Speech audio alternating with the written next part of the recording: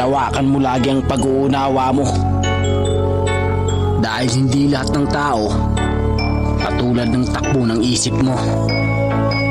Sa mundong hindi mo kabisado, dapat lagi kang kalmado. Hindi mo kailangan magpaliwanag sa mga taong may ayaw sa'yo.